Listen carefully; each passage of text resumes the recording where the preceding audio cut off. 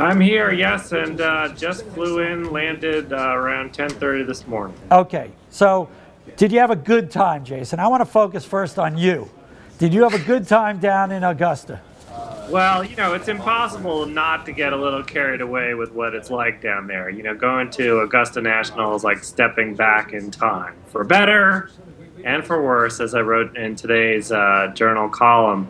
It's a pretty intoxicating event, and I don't mean that just in terms of the azaleas, which are pink lemonade with vodka. But we had a spectacular finish yesterday. Bubba Watson winning on a second playoff hole against Louis Oosthuizen from South Africa. An exciting day of golf. Went late, wasn't dealt until the final moments. You couldn't really ask for more from that event. Now, I don't want to keep it focused on you, but let's go there. Now, when you go and you get a press pass, so are you able to get anywhere near the 10th hole in sudden death, or are you just sitting somewhere in a press room somewhere watching it in effect on TV?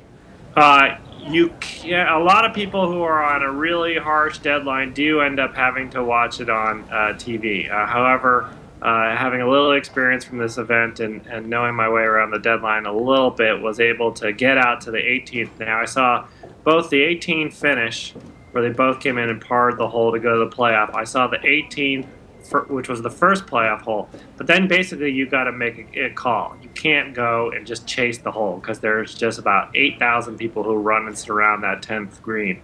So that's what happened. I missed the 10th, the second playoff hole. I missed Bubba's spectacular shot out of the pine needles to get up onto the green. So I really missed the ultimate moment of the 2012 Masters. But I saw pretty much everything else in those final moments. Now, let's talk a little bit about Bubba Watson.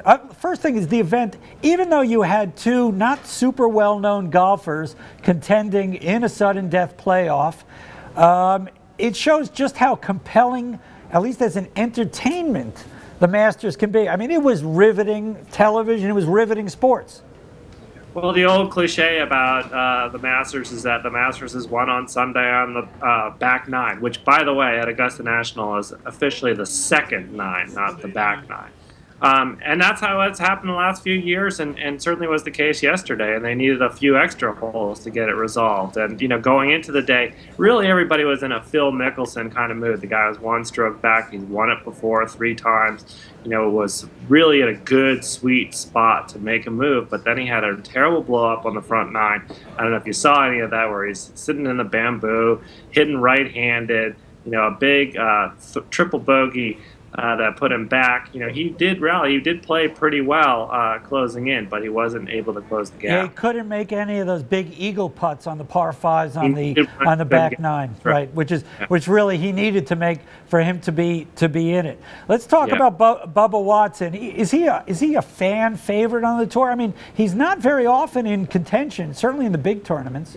Well, do you think a guy named Bubba is a big deal down in Georgia? I mean, come on. I mean, the guy's name was just being shouted all over the place yesterday. He was absolutely the fan favorite.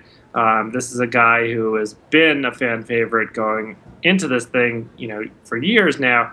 He's a long hitter. He's a guy who's got an unorthodox technique. Famously didn't take golf lessons. He's fun to watch, and he's only got 4 wins on the PGA Tour, but this is obviously a big one, the one they'll remember him by. It was a pretty emotional moment if you saw it at the end yesterday. I actually read just today that he bought the Dukes of Hazzard car, the General That's right. Lee, which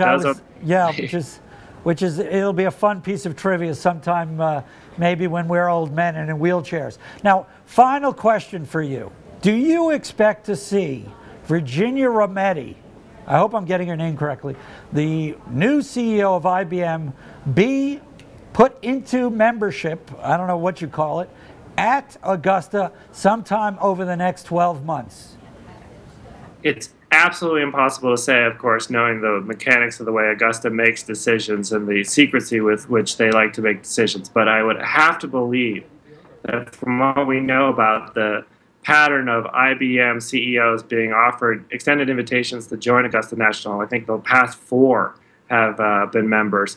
You would think that would have to happen within the next year or so, but it's certainly not the kind of thing that's going to be, a breaking news bulletin on TV. It certainly probably won't have any kind of press mention whatsoever. You just may see the IBM chief out there in a blazer if it were to happen. Now, there's quite a great deal of speculation that it may not happen, because she's a woman. So this is a complicated story. It's an intriguing business story. It's an intriguing social story, and we'll be following it pretty carefully over the next year or so.